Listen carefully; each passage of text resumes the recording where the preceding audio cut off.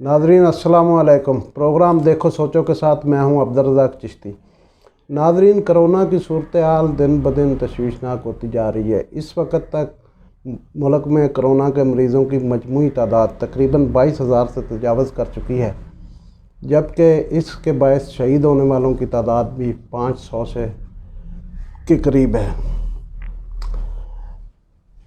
इस मर्ज़ के हवाले से गुफ्तगू करने के लिए मुसलसल गुफ्तगू करने की इसलिए ज़रूरत है कि जिस तरीके से ये मर्ज़ यहाँ शुरू हुई थी और हमें उम्मीद थी कि ये मर्ज़ जो है चंद दिनों में ख़त्म हो जाएगी, लेकिन अब लग रहा है कि शायद अगले 3 से 4 माह भी हमें इस मर्ज़ का सामना करना पड़े और हमें मसाइल का सामना करना पड़े। इस तरह इसके लिए आज हमने रावलपिंडी जनरल अस्पताल के साबिक डॉक्टर जो बहुत सारे इंतज़ामी ओहदों पर रहे हैं, जनाब फ़रत अब्बास साहब, आपकी एक और शनाख्त भी है, आप एक मारूफ़ शायर भी हैं, उन्हें यहाँ दावत दी है और ताकि हम ये जान सकें कि इस मर्ज़ का अब मुकाबला हमने किस तरीके से करना है और अगर किसी को ये मर्ज़ लाहक हो जाए तो फिर उसे क्या करना चाहिए।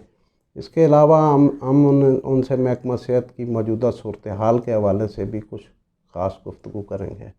डॉक्टर साहब खुश आमदीद। जी, अस्सलाम वालेकुम। डॉक्टर साहब ये बताएं कि ये मर्ज़ जो है इस वक्त जो है एक यानी कि ये चीन के शहर से शुरू हुई थी, फिर इसने एक पूरी दुनिया को अपनी लपेट में लिया, यानी कि इसकी वजूहात आपके नज़दीक क्या है कि इसने ये वबाई सूरत हाल कैसे इख्तियार कर ली? बिस्मिल्लाहिर्रहमानिर्रहीम। कोरोना दरअसल 1918 में दरियाफ़्त हुआ। कोरोना शहर है इटली का, वहाँ से ये वायरस निकला। फिर ये वबा उस वक्त भी फैली थी, फिर वो 1920 तक चली, फिर 1921 से फिर 22 तक चली, फिर 1924 से 25 तक, फिर 27 से 28 तक। ये एक टेन्योर चला था। उसमें हुआ यूँ कि हमारे पास चूँकि उस वक्त वैक्सीन भी नहीं थी, तो फिर वो मल्टीपल फैक्टर के तहत ये पैंडेमिक पूरी आलमी सतह पर वो फैलता गया। कोरोना के उस वक्त 4 दरियाफ्त हुए थे, कोरोना, डेल्टा, अल्फ़ा, इस तरह के 4 उसके वायरस हैं। कोरोना से मुराद ये है ताज। तो ये वायरस ऐसा है जो ज़रा भारी होता है, ज़्यादा नहीं चल फिर सकता, हवा में भी ज़्यादा देर मुअल्लक नहीं रह सकता अपने वज़न की वजह से। आपकी बात से ज़ाहिर हो रहा है कि ये कोई नई बीमारी नहीं है, हाँ, बल्कि ये पहले से मौजूद रखती है। अब ये नई बनी है, क्यों बनी है ये मैं अभी आगे बताऊंगा। अब ये उसके वैक्सीन बनते रहे और बाद में छोटी छोटी ये जो है वायरस के हवाले से एपिडेमिक किसी इलाके में फैल गई, किसी में ना फैली, चलता रहा। टेक्नोलॉजी की एडवांसमेंट के साथ और पोल्यूशन के साथ हुआ ये कि ये वायरस म्यूटेड हो गया, उसमें कोई अचानक तब्दीली आनी शुरू हो गई। जो टेक्नोलॉजी हम इस्तेमाल कर रहे हैं G2, G3, G4, तो इससे ये हुआ कि जो असल वायरस था वो ऐसे हो गया जैसे बायोलॉजिकल वार के तौर पर तैयार हो गया, कुछ बनाएगी भी गए। इसीलिए लोग अब ये कह रहे हैं कि जी G5 टेक्नोलॉजी जो है पाकिस्तान में जो है, हाँ, इसके ऊपर बाद लोग पाबंदी लगाने की भी बात कर रहे हैं। हाँ, मैं इस तरफ आऊँगा अभी। बात यह है कि ये जो था इस हवाले से सबसे पहले इंग्लैंड में G5 लगी, तो वहाँ बंदे मरने लगे, पता भी नहीं चला। फिर इस वायरस को उन्होंने देखा कि हम अगर वायरस पर इसकी असरात देखें तो इसकी क्या ख़राबियाँ होंगी, तो उसके तजर्बात के तौर पर कहीं से तजर्बाती जो लैब है लीक आउट हुई या ये खुद ही तैयार हो गया, इसके बारे में अभी हम कोई वसूख से नहीं कह सकते। लेकिन ये वायरस बायोलॉजिकल वार बनकर 4 वायरस थे, तो ये 5वां तब्दील शुदा शक्ल में सामने आ गया। इसका कमाल ये है कि ये पिछली वैक्सीन को ایکسیپٹ نہیں کرتا کیونکہ تبدیل شدہ اس کا وہ ہے، اور یہ ڈی این اے اور آر این اے کے چکر میں یہ آر این اے والا ہے تو یہ ڈی این اے کو خراب کرتا ہے، لیکن یہ خود نہیں پنپ سکتا۔ کہنے کا مقصد یہ ہے کہ یہ جس چیز میں جائے گا وہاں تباہی پھیلائے گا اور پھیلاتا رہے گا، وہ وہاں کو ڈسٹرکشن کرے گا، خراب کرے گا۔ یہی ہوا جب چائنا میں گیا تو اس نے مخصوص ایریے میں خراب کیا، پہلے تو چائنا والوں کو سمجھ نہ آئی، پھر پتہ چلا تو انہوں نے لاک ڈاؤن کیا۔ جو بھی وائرس پھیلتا ہے، طاعون کی بیماری ہو یا وائرس کی بیماری ہو، تو حضور پاک صلی اللہ علیہ وسلم کا بھی فرمان ہے کہ جب بھی کسی جگہ وبا پھیل جائے تو وہاں کے لوگ باہر نہ جائیں، باہر کے لوگ اندر نہ جائیں۔ اچھا ڈاکٹر صاحب، آپ نے تو یہ ہم نے بہت سارے پروگرام سنے ہیں، بہت سارے جو ہے وائرولوجی کے ماہرین کو بھی سنا ہے، صحت کے ماہرین کو بھی سنا ہے، لیکن اگرچہ یہ چیزیں کچھ سوشل میڈیا پر تو آ رہی تھی ٹیکنالوجی کے حوالے سے، اور یہ کہ بھی چائنا میں کوئی تجربہ کرنے کی کوشش کی گئی یا کہیں اور کرنے کی کوشش کی گئی تو یہ لیبارٹری سے لیک ہو گئی۔ جی لیکن ایک ماہر صحت کے حوالے سے، یعنی کہ میں تو یہ پہلی دفعہ سن رہا ہوں، میں تو اس کو مذاق سمجھ رہا تھا کہ 5G کا یا 4G یا 3G کا اس سے کیا تعلق ہے۔ اور دوسری بات یہ ہے کہ مثلا چائنا جہاں یہ سب سے پہلے آیا تھا، خود چائنیز حکومت یا اب دنیا بھر کی حکومتیں، ساری دنیا پریشانی میں مبتلا ہے، تو اس چیز کو لوگوں پر کیوں نہیں واضح کر رہی کہ بھی اس کا کوئی ٹیکنالوجی کے ساتھ بھی تعلق ہے؟ نہیں، اگر یہ واضح کریں گے تو آپ کا سسٹم سارا بیٹھ جائے گا، آپ کی ساری حکومتیں زوال کا شکار ہو جائیں گی۔ سب سے اثر یہ کاروباری مفادات ہیں، بہت سارے اصل میں ہوا یہ کہ جب یہ ٹیکنالوجی لگی، اس ٹیکنالوجی G5 کی انسٹالیشن آج کل ہو رہی ہے، اس سال مکمل ہو جائے گی۔ اس کی جو ریز ہیں، ہماری قوت مدافعت یا زمین کی جو ریز ہیں جس پر ہم زندہ رہ رہے ہیں، اس سے 13,000 گنا تیز ہیں۔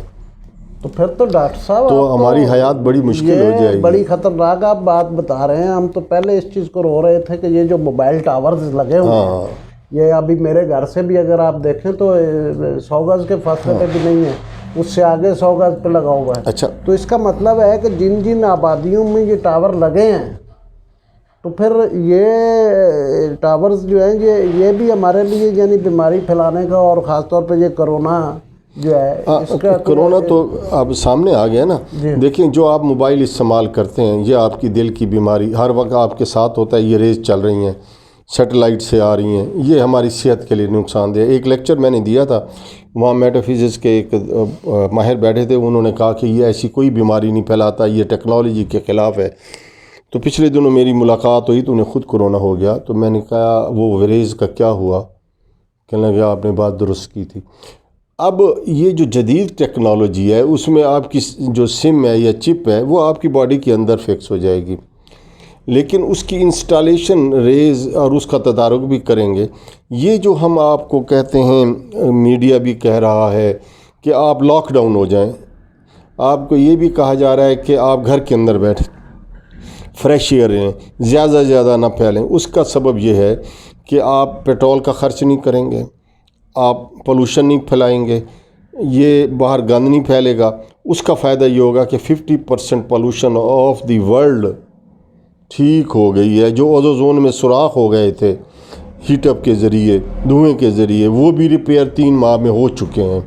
یعنی ایک تو اللہ کی طرف سے ہمارے لیے یہ کرم بھی ہوا ہے کہ جو ریز آتی تھی اوپر سے ہمیں تباہ کرنے کے لیے، وہ ختم ہو گئی، نمبر 1۔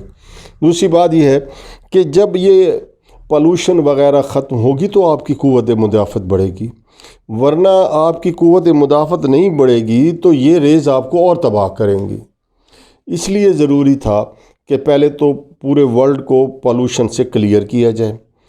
ہیٹ جو پھیل رہی تھی، جس کی وجہ سے تباہی ہو رہی تھی، آپ دیکھیں اب پورے ملک میں کتنا سکون ہے، گلیاں بھی آپ کی صاف پڑی ہیں، وہی رہائشی ہیں نا، وہی گٹر کوئی بند نہیں ہے، خراب نہیں ہے، کیونکہ اب احتیاط ہو رہی ہے، ہر بندہ کر رہا ہے۔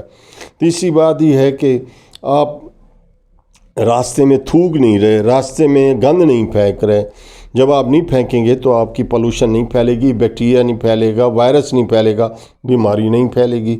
اللہ تعالیٰ نے کرم یہ فرمایا کہ ہم پر سورج کی نعمت دے دی، بارش سے یہ سارا تباہ ہو جاتا ہے۔ یہ بتائیں کہ اگر خدا نہ خواستہ یہ کسی، اب جہاں تک علامات کا تعلق ہے وہ تو کافی حد تک لوگ جو ہیں جان بھی چکے ہیں، کوئی خاص اگر ایسی علامت ہے جو آپ سمجھتے ہیں کہ ابھی تک بیان ہوئی ہے، ایک تو وہ ہمیں فرما دیں، اور دوسرا یہ آپ بتا دیں کہ اگر کسی کو خدا نہ خواستہ یہ ہو جائے، اس کو پتہ چل جائے تو وہ کیا کرے، اور حکومت اس کے لیے کیا کرے؟ دیکھیں، کرونا سے بالکل ڈرنے کی کوئی ضرورت ہی نہیں ہے۔ نمبر ایک، یہ خطرناک وائرس ہے لیکن مار نہیں سکتا، بندے کو مارتا نہیں ہے۔ مارتا اس وقت ہے جب آپ اپنی احتیاط نہیں کرتے۔ کیسے کہ آپ کرونا آپ کو لگ گیا ہے، آپ اپنی قوت مدافعت نہیں بڑھا رہے، کام پہ کام کیے جا رہے ہیں، ریسٹ نہیں کر رہے۔ جب ریسٹ نہیں کریں گے تو آپ کی قوت مدافعت کم ہو جائے گی اور آپ کی باڈی کے بہت سارے اعضاء ضائع ہونا شروع ہو جائیں گے۔ مثلا یہ ناک کے ذریعے جائے گا، پھیپھڑوں میں جائے گا، ایک پھیپھڑے کو دو پھیپھڑوں کو ضائع کرے گا۔ ڈاکٹر صاحب، قوت مدافعت بڑھانے کے لیے ایک جو ہے آدمی، اس کو کتنا، یعنی بچوں کو کتنا سونا چاہیے، عورتوں کو کتنا سونا چاہیے یا آرام کرنا چاہیے، اور مردوں کو کتنا کم از کم؟ مردوں کو کم از کم 8 گھنٹے، بچوں کو 12 گھنٹے، 12 سے 16 گھنٹے، عورتوں کو بھی 7 سے 8 گھنٹے۔ اور مزیدار بات یہ ہے کہ اس کا اٹیک مرد زیادہ ہوتے ہیں اس وائرس کا، کیونکہ یہ ورکر زیادہ ہے نا، تو جب یہ باہر جاتا ہے اس کی امیونٹی کم ہو جاتی ہے، نیند نہیں کرتا، صبح کام کر رہے ہیں، شام کو رات کو کر رہے ہیں۔ آخری سوال میں آپ سے کرنا چاہوں گا، وہ آپ کے صحت کے محکمے کے حوالے سے ہے۔ جی جی۔ جیسے کہ ابھی ڈاکٹر فرقان صاحب بھی ایک 2-3 روز پہلے بیچارے کراچی میں بڑی قسمہ پرسی میں فوت ہو گئے، اور ان کو یعنی ڈاکٹر ہوتے ہوئے بھی ان کو وینٹیلیٹر نہیں ملا اسپتال میں جگہ تک نہیں دی اسپتالوں میں۔ اور یہ جب یہ صورتحال ہمارے ملک میں آئی ہے تو ہمیں یہ احساس ہوا ہے کہ ہمارا محکمہ صحت جو ہے، یعنی کہ پہلے ایسے ہی چل رہا تھا جیسے جو ہے ایک عام آدمی کوئی اپنی بس چھوٹی موٹا کھوکھا چلاتا ہے اور بس اس میں سامان ہو یا نہ ہو۔ تو اس کی ذمہ داری آپ کس کو سمجھتے ہیں اور کیا صورتحال جو ہے ایسے؟ آپ نے بڑی اچھی بات کی۔ مجھے یہ بتائیں، پچھلے 20 سال 22 سال سے ایڈ ہاکزم پر سارے ادارے چل رہے ہیں، کوئی اہل بندہ اہل سیٹ پر ہے ہی نہیں۔ اب جب وہ نہیں ہوگا تو مشینری کیسے چلے گی؟ کمیونیکیشن گیپ ہے اداروں کے درمیان۔ جو بندہ بیٹھا ہوا ہے وہ سیاسی بندہ ہے، وہ اہلیت نہیں رکھتا۔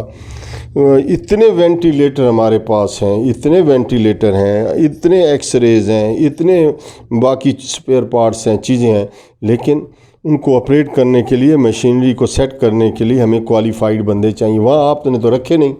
پھر ہر بندہ یہ کہتا ہے میں نے اگر یہ وینٹیلیٹر کھول دیا، کل کو خراب ہوا مجھ سے تو انکوائری ہو جائے گی، میرا تو تختہ ہو جائے گا۔ وہ گیو اینڈ ٹیک کے چکر میں چیزیں وہی پوری کرتا ہے کہ چیزیں میری پوری ہیں، چیزیں ساری موجود ہیں۔ اگر کمیونیکیشن گیپ نہ ہو اور ہم بحیثیت قوم سوچیں کہ ہم نے خدمت خلق کرنی ہے تو ڈاکٹر سمیت ہر بندہ عام ہے، کوئی بھی بندہ نہیں مر سکتا وقت پر اگر تو اب آپ کوئی سمجھتے ہیں کوئی امید کہ ہم اس سے سبق سیکھیں گے جو یہ صورتحال ہے اس وقت جو ہے، اور جو محکمہ صحت کے حالات بھی ہمیں؟ کڑوی بات ہے، میں تو نہیں سمجھتا۔ ہم تو ابھی بھی چون چون کا مربع ہیں، ہم تو قوت برداشت ہم میں ہے ہی نہیں۔ ہم بحث مباحثہ کرتے ہیں، بات چیت کو فروغ نہیں دیتے، ہم آپس میں لڑتے رہتے ہیں۔ ہم یہ نہیں سوچتے کہ ہمارے مسائل کیا ہیں، ہم دوسرے کی طرف تو انگلی اٹھاتے ہیں، اپنی طرف جو 4 انگلیاں آتی ہیں اس کی طرف کوئی غور و خوض نہیں۔ اگر ہم احساس کر لیں انسانیت کی خدمت، اخلاق، تو یہ کرونا تو کیا کوئی بھی وائرس ہے، کوئی کچھ نہیں کر سکتا۔ ناظرین، ابھی آپ نے بڑی فکر انگیز گفتگو سنی مرض کے حوالے سے بھی اور اس سے نمٹنے کے حوالے سے بھی ڈاکٹر فرحت عباس صاحب کی۔ امید ہے کہ آپ سب لوگ جو ہیں، بلکہ ہم سب لوگ جو ہیں، ان کی باتوں پر بھی غور بھی کریں گے، اور اس مرض سے نپٹنے کے لیے اللہ سے دعا کے ساتھ ساتھ جو ہے اپنی حفاظتی تدابیر سے ہرگز غفلت نہیں برتیں گے۔ اور دوسری طرف ہم حکومت سے بھی کہیں گے کہ وہ بھی ذرا اپنے اداروں کی صورتحال کو بہتر بنائے۔ اس کے ساتھ ہی دیکھو سوچو سے عبدالرزاق چشتی کو اجازت دیجیے۔ ڈاکٹر صاحب بہت شکریہ۔ مہربانی۔